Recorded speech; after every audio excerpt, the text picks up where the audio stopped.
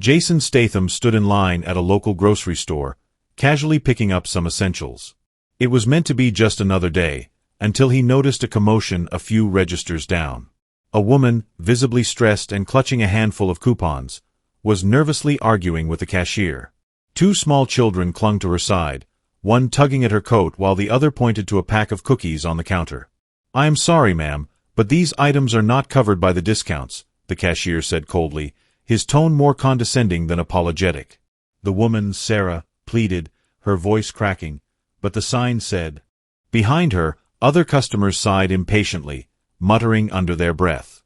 Jason's sharp eyes scanned the scene, the cashier's dismissive attitude, the manager watching smugly from the corner, and the tears welling up in Sarah's eyes.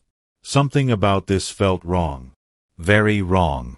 Sarah Morgan was no stranger to life's struggles. A single mom to two young children, Mia and Tommy, she worked 2 jobs just to keep the lights on. Every day was a balancing act, getting her kids to school, pulling double shifts, and managing a household on a shoestring budget. This afternoon, she had barely managed to scrape together enough money for a grocery trip. The store she frequented, Easy Save Groceries, was known for its bright banners advertising discounts, but its reputation among locals was less glowing. The manager, Mr. Porter, ran the store with sharp eyes and a sharper tongue. Customers whispered about shady practices, adding hidden fees at checkout, swapping price tags on items, and pushing expired goods as bargains. But for struggling families like Sarah's, there were few other options in the area. As Sarah entered the store, her kids in tow, she felt the familiar knot of anxiety in her stomach. Mia and Tommy were already tugging at her arms, their voices overlapping as they excitedly pointed at snacks and cereal boxes. "Mommy, can we get this?" Mia asked, holding up a colorful pack of fruit gummies. "Not today, sweetie," Sarah replied gently, trying to keep her tone light despite the heaviness in her chest. She had a strict list, every item carefully budgeted. The kids didn't need to know that even sticking to the essentials might leave her short this week. Jason Statham was a few aisles over, casually tossing a pack of protein bars into his basket.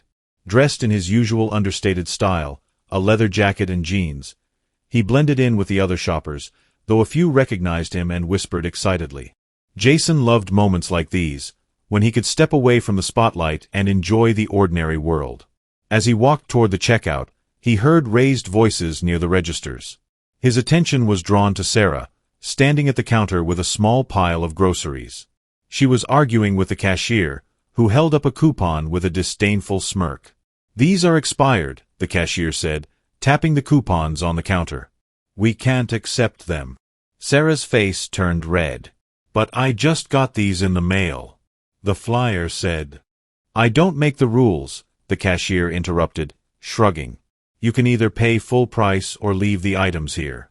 Jason's sharp eyes took in the scene. Sarah was clutching a handful of wrinkled coupons, her kids clinging to her sides, looking confused and hungry. Behind her, a small line of impatient customers was beginning to form. "Come on, lady," one muttered, rolling his eyes. "Some of us have places to be." Mr. Porter, the store manager, appeared from his office at the back. A stout man with a polished smile that never reached his eyes. He surveyed the situation with a calculating gaze. Jason noticed how his smile faltered when his eyes landed on Sarah, clearly recognizing her as an easy target. "Is there a problem here?" Porter asked smoothly, stepping forward. Sarah hesitated. I just thought these were valid," she said, her voice barely above a whisper. Porter glanced at the coupons, then at Sarah's kids. "Well, maybe you should check next time before wasting everyone's time," he said with a faux sympathetic tone. Jason clenched his jaw. He could see what was happening. The manager wasn't just being dismissive, he was sizing Sarah up, seeing her as someone he could exploit. Jason had seen men like Porter before, men who thrived on the misfortunes of others. As Sarah fumbled with her wallet, trying to figure out what she could afford to put back, Porter leaned toward the cashier and whispered something. Jason caught it clearly. "Upsell her on the expired snacks.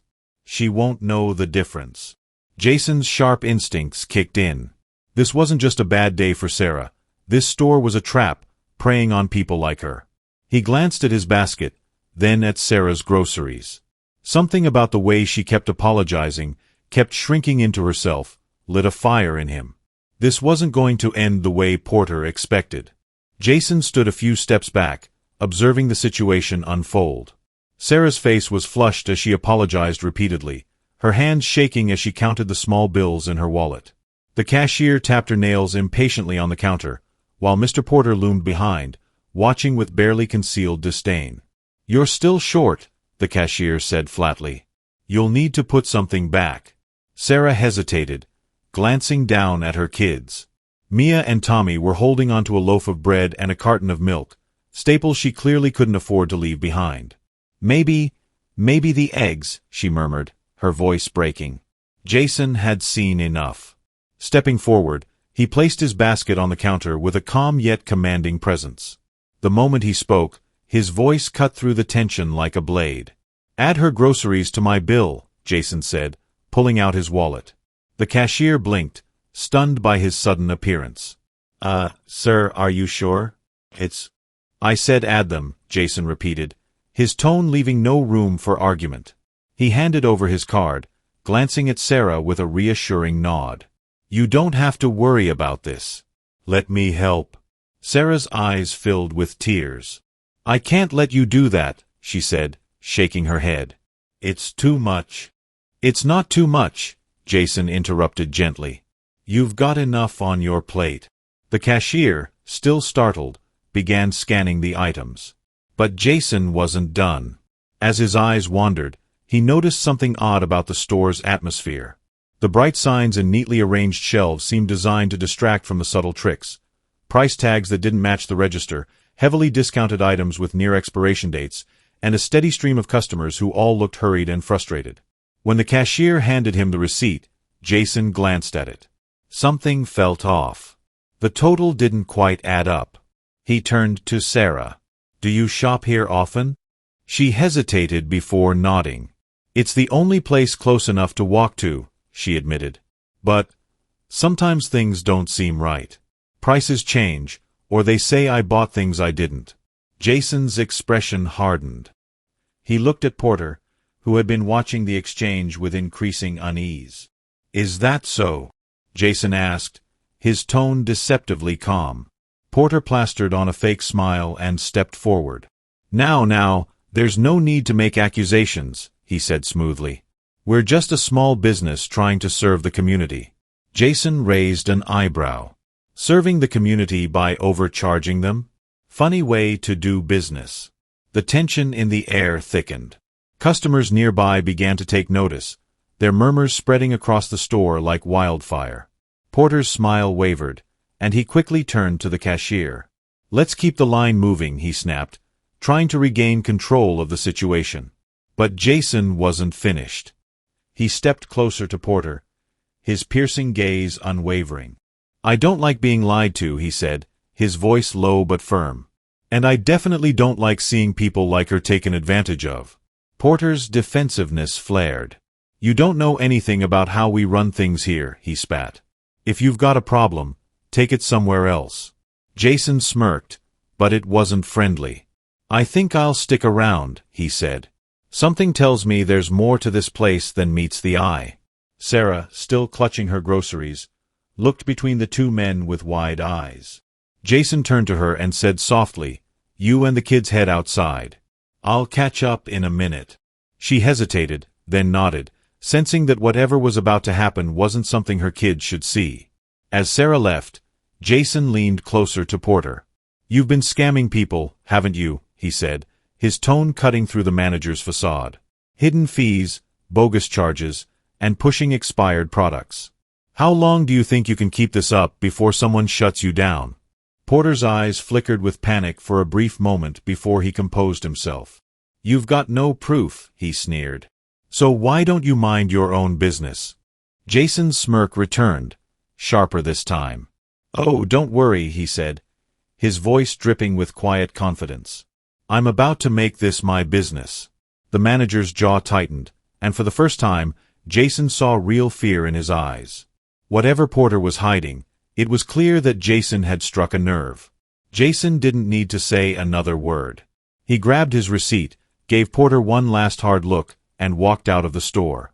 He didn't have all the answers yet, but he knew one thing: this wasn't over. Jason couldn't shake the uneasy feeling as he left the grocery store. Sarah's quiet gratitude lingered in his mind, but so did the look of fear on Porter's face. Something wasn't right, and Jason knew he couldn't just walk away from it. Later that evening, Jason sat in his car, parked a block away from the store. He scrolled through online reviews of Easy Save, the grocery chain Sarah frequented. What he found only deepened his suspicion. Prices don't match the shelves. They're ripping people off. Bought milk here, spoiled the next day. Be careful. This place takes advantage of low-income families. Disgusting. The comments painted a clear picture. Easy Save wasn't just a poorly managed store. It was a calculated operation preying on vulnerable people like Sarah. The next day, Jason decided to pay Sarah a visit. He found her in a modest apartment building, the kind where every sound echoed in the narrow hallways.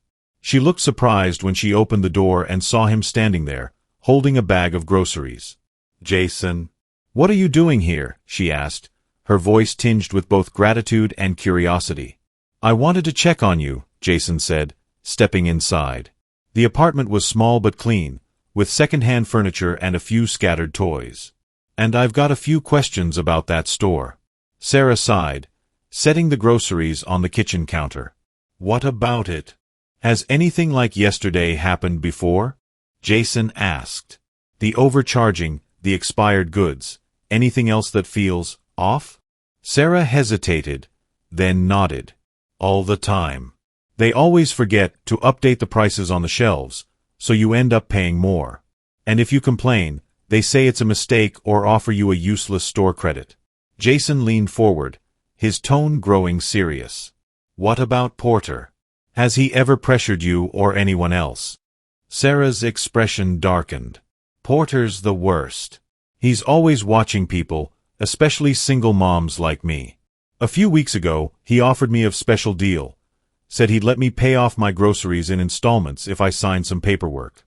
But when I looked closer, it wasn't just groceries. It was a loan with insane interest rates." Jason's jaw tightened. "A loan? That's illegal." "I know," Sarah said, her voice trembling. "But what choice do we have? He targets people who are desperate. Some of my neighbors signed those papers, and now they're drowning in debt." Jason felt his anger rising, but he kept his voice calm. "Do you know anyone I can talk to? Someone who's been affected by this?" Sarah nodded. "Mrs. Henderson in 2B. She's a retired teacher.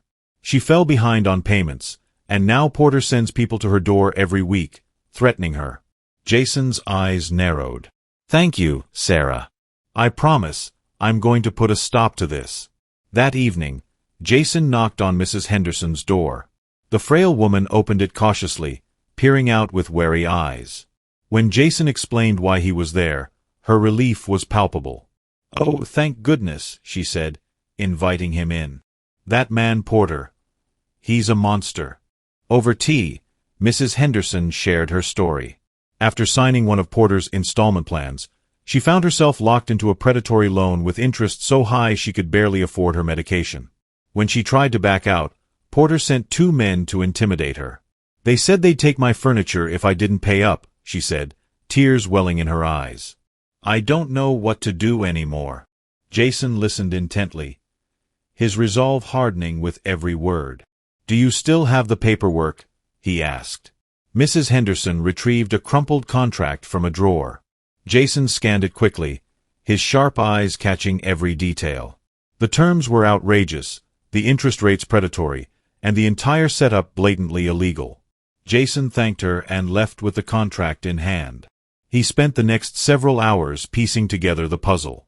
By the time the sun rose, he had uncovered enough to confirm his suspicions. Easy Save wasn't just a grocery store. It was a front for a larger scheme preying on the financially vulnerable. Porter's operation wasn't limited to Sarah or Mrs. Henderson.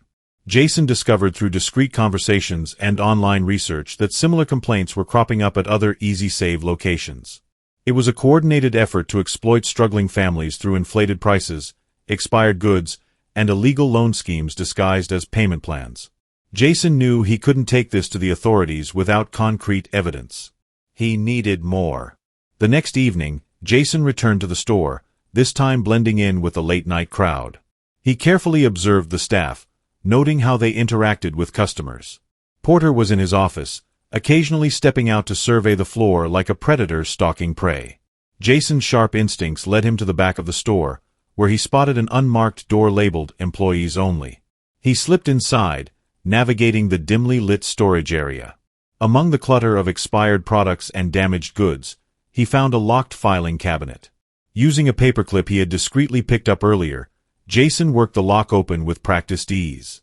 Inside, he found folders containing financial records, fake contracts, and loan agreements, enough to expose the entire operation.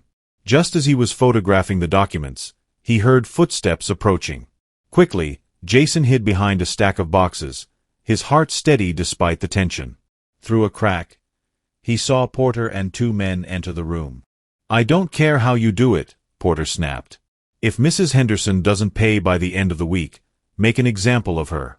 Jason's blood boiled, but he stayed silent, listening as Porter outlined his plan to expand the scam to other neighborhoods. It was clear this wasn't just about easy save, it was a criminal empire in the making. As the men left, Jason emerged from his hiding spot, his resolve stronger than ever. With the evidence in hand and a clear understanding of the operation, he knew exactly what he needed to do next. Jason sat at his kitchen table, surrounded by the evidence he and Sarah had painstakingly gathered over the past few days. Contracts with predatory terms, photos of expired goods being sold, and testimonies from victims filled the room. It was overwhelming, but Jason's resolve was unshaken. He wasn't just taking on Porter, he was fighting for every family that had been exploited by the corrupt practices at Easy Save. Sarah sat across from him, her hands wrapped around a steaming mug of coffee. Despite the weight of the situation, there was a newfound strength in her posture. Jason looked up from the contracts. "We've got enough to bury him, but we need to do this right. It has to be public, undeniable, and final."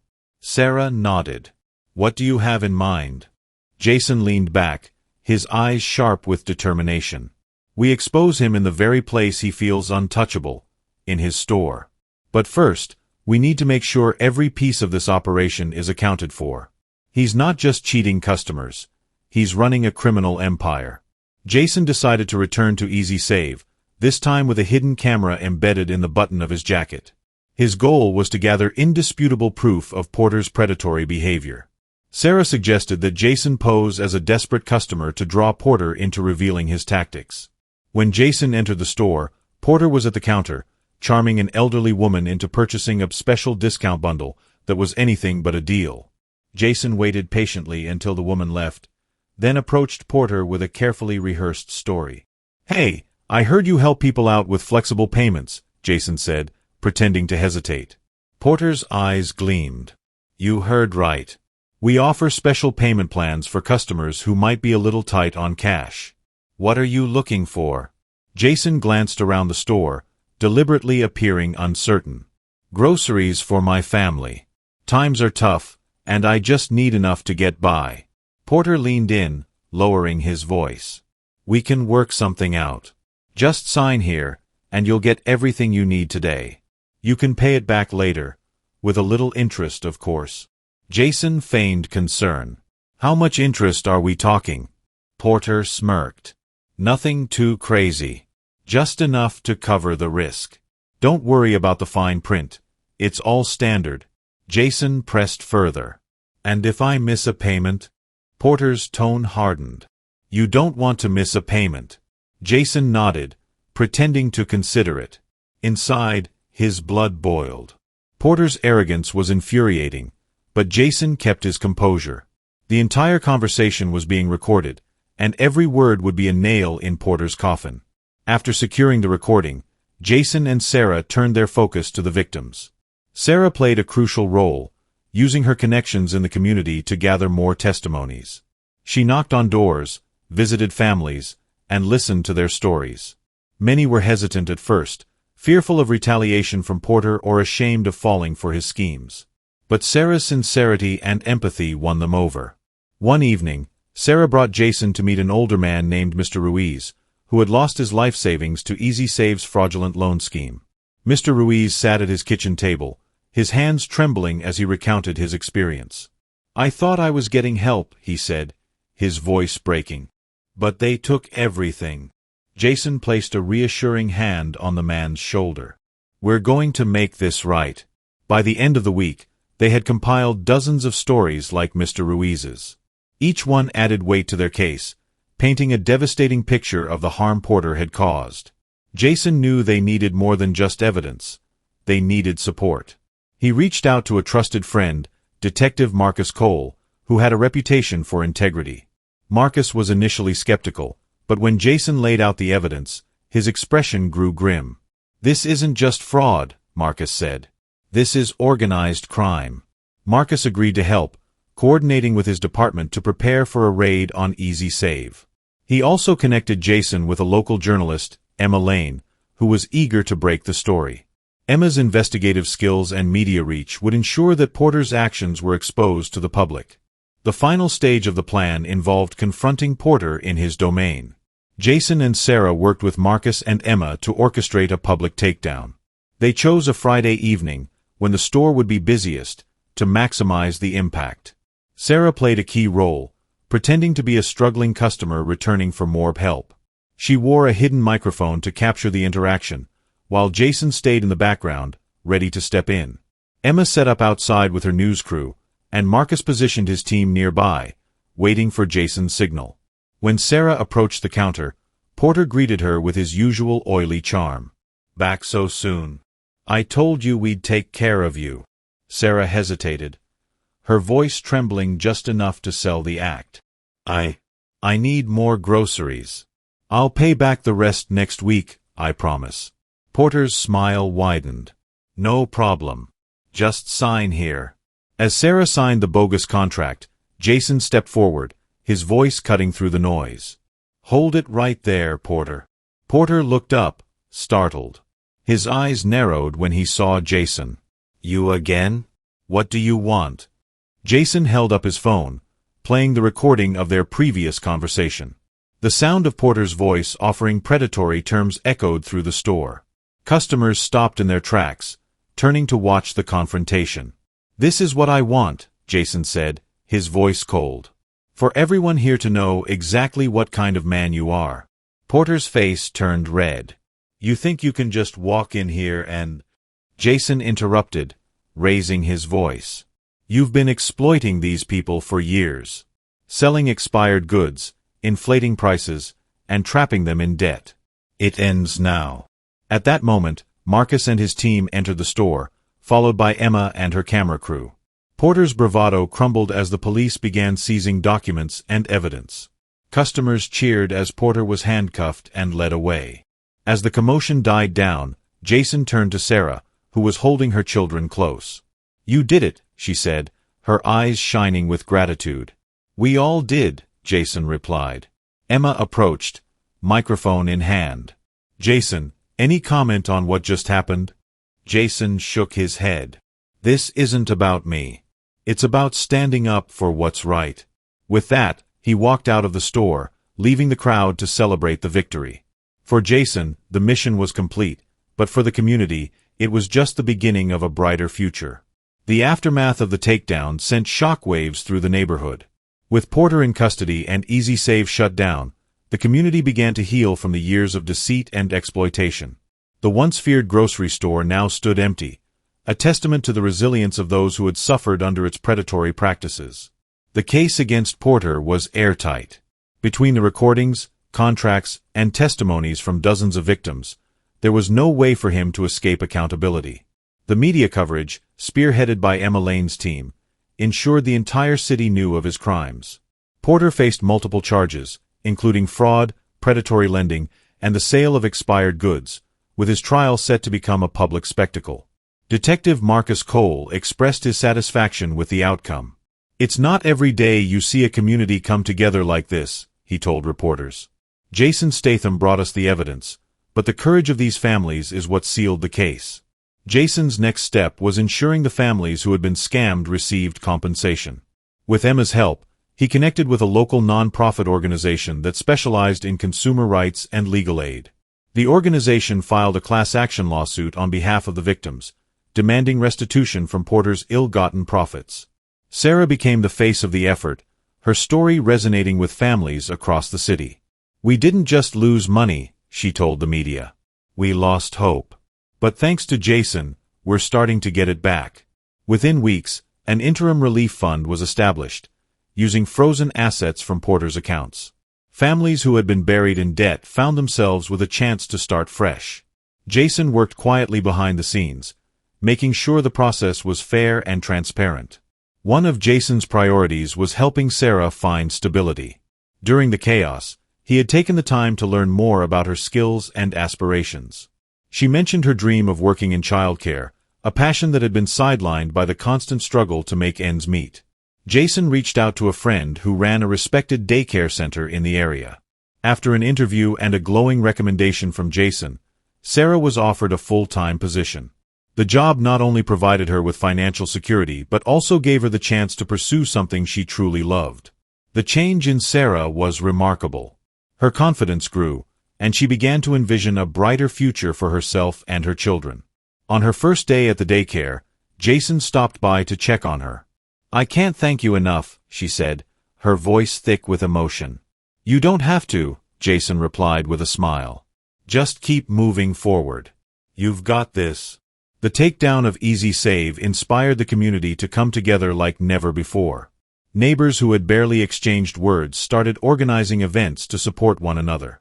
A local farmers market was set up in the vacant lot where Easy Save once stood, providing affordable and fresh groceries to the area. Jason attended the opening day of the market, blending in with the crowd as families shopped and children played. Sarah spotted him and waved, her kids running over to give him a hug. "This is all because of you," she said. Jason shook his head. "No, it's because of all of you. I just gave things a push." The market became a symbol of what the community could achieve when they worked together. Jason watched from the sidelines, content to see the change he had helped spark. As the weeks passed, the neighborhood began to thrive. Families who had been struggling found strength in their shared experiences. Sarah became a pillar of the community, using her story to inspire others to stand up against injustice. Jason quietly moved on, leaving behind a legacy of hope and resilience. For him, it wasn't about recognition, it was about doing what was right. As he drove away, he glanced in the rearview mirror, a small smile playing on his lips. He had made a difference, and that was all that mattered. As the dust settled, the impact of Jason's actions rippled through the community. What had started as a simple act of kindness at the grocery store had evolved into something much greater, a wake-up call for a town that had quietly endured exploitation for far too long. Jason's courage and determination were not just about taking down a corrupt manager, they were about setting an example. By standing up for Sarah and the other struggling families, Jason proved that even one person's actions could inspire a wave of change. The community, once fragmented and burdened by shared struggles, found newfound strength in unity. Neighbors began looking out for one another, organizing food drives and support networks. The families who had been scammed received compensation, but more importantly, they regained their dignity and hope. Sarah, now employed in a stable job, became a symbol of resilience. Jason, as always, slipped away quietly, not seeking recognition or applause. For him, it was never about being a hero, it was about doing what was right. But his presence left an undeniable mark on everyone he had helped. This story serves as a powerful reminder of the impact that courage and compassion can have in exposing injustice. It highlights the importance of standing up for those who cannot always stand up for themselves. And it shows that when people unite against wrongdoing, real, meaningful change is possible. In a world often consumed by selfishness and indifference, Jason's actions remind us of the power of empathy and integrity. All it takes is one person willing to act, to spark a movement, to bring hope, and to make the world just a little brighter.